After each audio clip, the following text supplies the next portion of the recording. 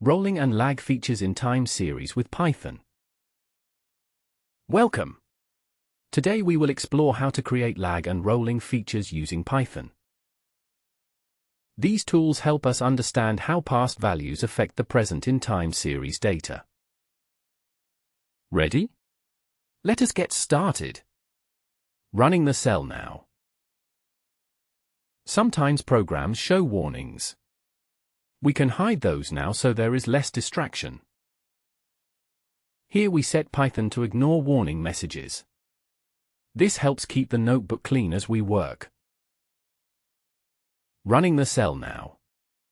Now, warnings are not going to get in the way. What are lag and rolling features? A lag feature helps you look back at previous time steps, like asking, what was the value last week? A rolling feature, also known as moving average, helps you smooth out data by averaging over several past values. These are useful for forecasting and spotting patterns. Running the cell now. We will use a real dataset of shampoo sales. This data shows how much shampoo was sold each month. Let us load it now and take a peek. We bring in Python's pandas to help us work with tables. Here we read the data from a web link. We set the column names for clarity. The data loads into a variable called df. We check that our columns are labeled. We print the size of our data or how many entries there are. Showing the first few rows helps us see how the data looks. Running the cell now. Try using .head on other datasets too, to see their first few rows. Visualizing data helps us spot trends and patterns much faster. Let's make a simple line chart of shampoo sales. We will use matplotlib to draw our chart. This line tells Python to get ready for plotting. Next, we plot sales for each month as a line. Markers help us see each month's value. Setting a title explains what the chart shows. We add labels for both axes to see what data is shown. Month labels are rotated so they do not overlap. Tight layout adjusts spacing for a neat plot. Finally, we display the chart for you. Running the cell now. What kind of overall trend do you see in this chart? Why lag features? Imagine you run a store and want to predict next month's sales.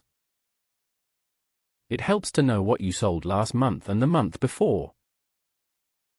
Lag features capture this history, making patterns clear for forecasting models. Running the cell now. Let us make a new column that shows last month's sales next to this month's. This is our first lag feature. We use the shift function to move sales data down by one row. The new column shows us last month's sales for each month. Showing the first few rows lets you see the change. Running the cell now. Try making other lag features by changing the shift number. Now let's add more history. We will see what happened 2 or 3 months ago. We create one column showing sales from 2 months back. We add another column for 3 months back. Let us look at the first few rows. Running the cell now. How far back in time do you think is helpful for predictions? What is a rolling mean? A rolling mean takes an average of sales for a small window, like 3 months at a time. This helps us see the main trend by removing quick ups and downs. Running the cell now. Let us smooth out our data using a 3-month moving average. This can help us see long-term patterns. We use the rolling function to look at windows of 3 rows. The mean function calculates the average for each mini window. Showing the first 10 rows demonstrates where the rolling mean appears. Running the cell now. Try changing the window size to see the effect on smoothing. Let us see how the original sales, last month's sales, and the rolling mean look together.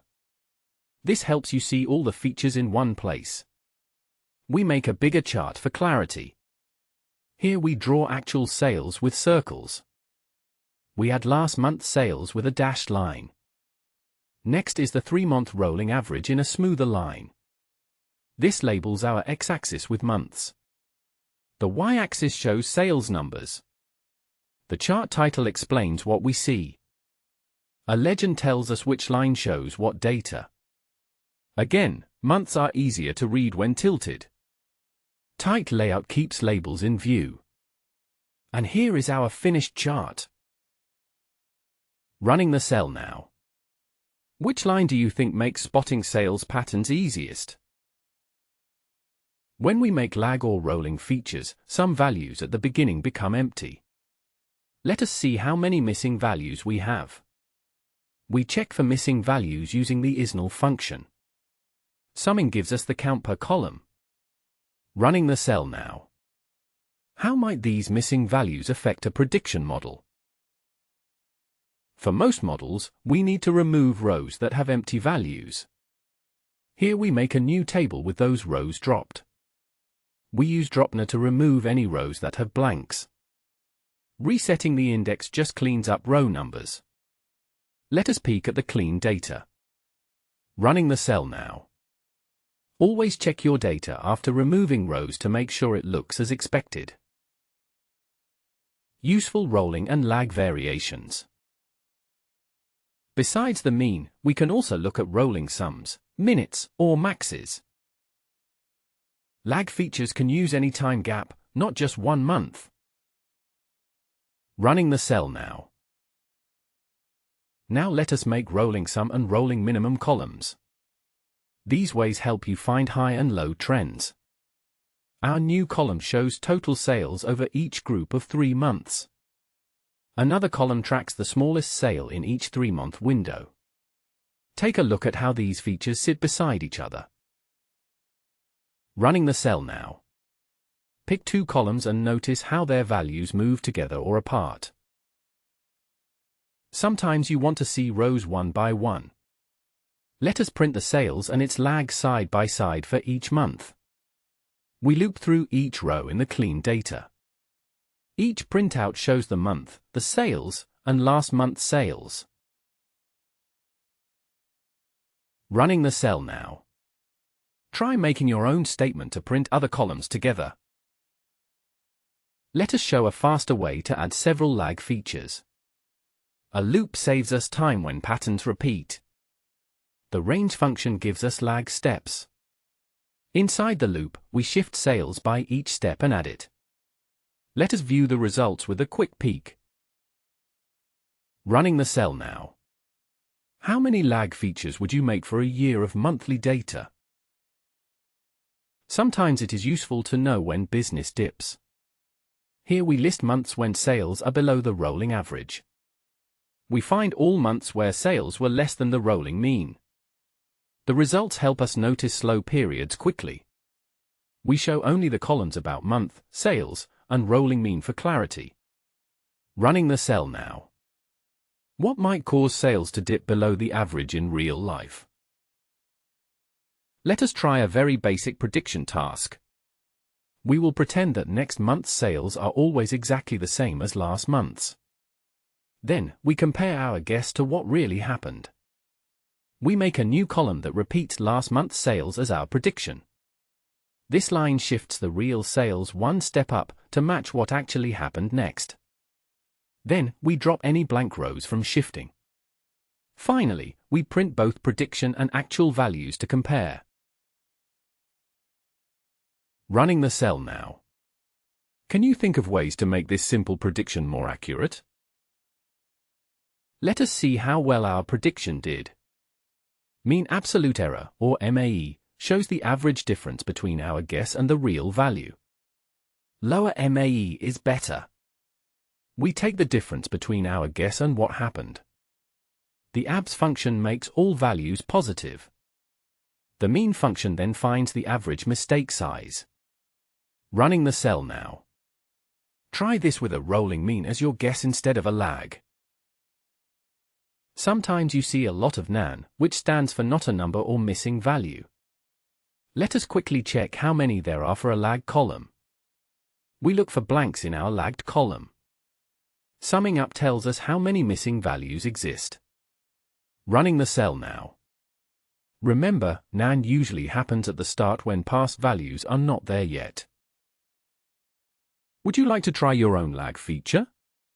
Let us use input to set the lag step. We ask you for a number to decide how far to look back. Now the shift uses your chosen lag.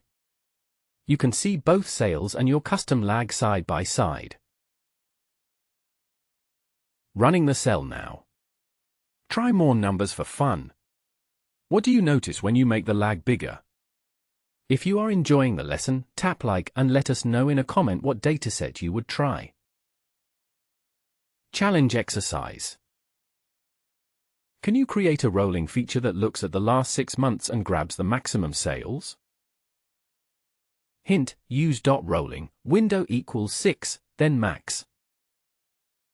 Try plotting it too. Running the cell now.